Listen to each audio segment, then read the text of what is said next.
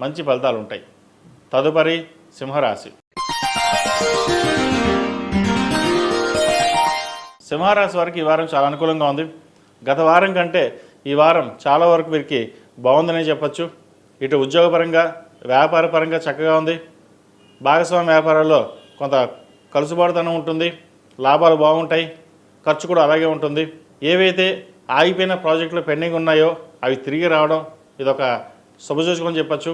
ఉద్యోగపరంగా కూడా ఎప్పటి నుండో ఉద్యోగం ప్రయత్నం చేస్తున్న వారు కూడా ఉద్యోగం లభించే అవకాశం గోచరిస్తుంది. గడిచిన కొన్ని వారాల కంటే కూడా ఈ వారం చాలా వరకు బాగుంది. వీరికి అష్టమ శని నడుస్తుంది. అయినా సరే శని అష్టమాన బాగున్నారు వీరికి. కానీ ఫినాన్షియల్ పరంగా కావచ్చు వీళ్ళకి లాభసాటిగా ఉంటుందని చెప్పచ్చు. అదేవిధంగా వివాహ ప్రయత్నాలు ఎవరైతే చేస్తున్నారో వాళ్ళ వివాహం కుదిరే అవకాశం కూడా గోచరిస్తోంది.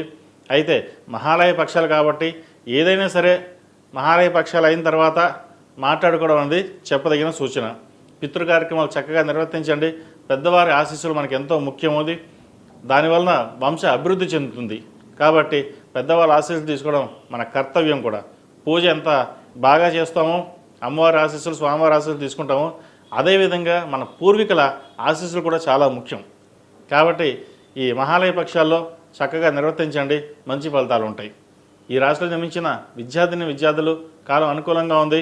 MBA ఫైనాన్స్ సెక్టర్స్ ఉన్న వారికి చార్టెడ్ అకౌంట్స్ వాళ్ళకి మంచి ఉద్యోగం లభిస్తుంది.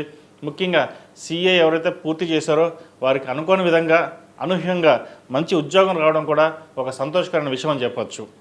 వచ్చిన అవకాశాన్ని మీరు వదులుకోకుండా ముందుకు వెళ్ళండి. మనకు వేరే ఉద్యోగం వస్తుంది లేదా మనం ఓన్గానే వెళ్దాము అని అనుకున్న పొరపాటు.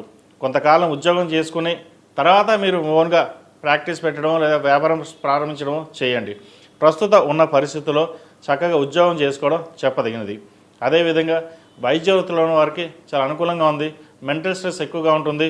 ఉద్యోగం బాగున్నా కూడా ఏదో తెలియని స్ట్రెస్, ఉద్యోగంలో అధిక శ్రమ ఎక్కువగా ఉంటుంది. ఉద్యోగం మానేసి ఇంకో చోటికి వెళ్దాం అనుకుంటారు. ప్రస్తుత పరిస్థితిలో ఉన్న ఉద్యోగంలోనే చక్కగా చేసుకోవడం చెప్పదగిన సూచన. ఈ రాశిలో జన్మించిన స్త్రీలకు వృత్తి ఉద్యోగాల పరంగా చాలా అనుకూలంగా ఉంటుంది. భాగస్వామ్య వ్యాపారాల్లో కూడా కొంత కలుసుబాటుతనం రాబడి ఉంటుంది. అయితే వచ్చిన ధనాన్ని సేవింగ్ రూపేణా చేయడం చెప్పదగినది. బంగారం కానీ భూమి మీద కానీ ఇన్వెస్ట్మెంట్ చేసుకోండి. స్పెక్యులేషన్స్కి దూరంగా ఉండడం, స్టాక్ మార్కెట్ దూరంగా ఉండడం చెప్పదగిన సూచన. ఆరోగ్యరీత్యా కూడా కొన్ని జాగ్రత్తలు తీసుకోవాలి. ఆరోగ్యపరంగా చిన్న ఇబ్బందులు పెడతాయి. స్టమక్ సంబంధించింది, యూట్రస్ సంబంధించిన ఇబ్బందులు కూడా ఉండే అవకాశం గోచరిస్తోంది. అదేవిధంగా భూమికి సంబంధించిన విషయ వ్యవహారాలు జాగ్రత్త వహించాలి. చతుర్థ భాగ్యాధిపతి అయిన కుజుడు తృతీయంలో ఉన్నారు. ఒక భూమిని అమ్మి ఇంకో చోట ఇన్వెస్ట్మెంట్ చేద్దామనుకుంటారు.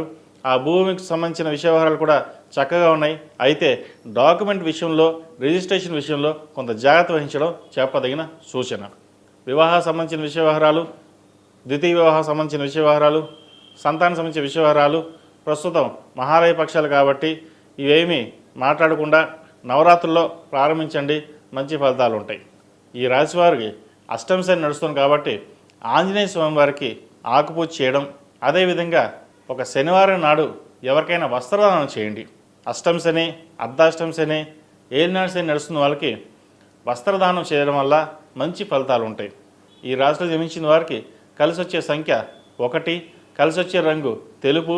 ఏదైనా పని మీద బయటికి వెళ్ళేటప్పుడు సోమవారం కానీ శనివారం అడిగిన వెళ్ళండి. మంచి ఫలితాలు ఉంటాయి. తదుపరి కన్యారాశి.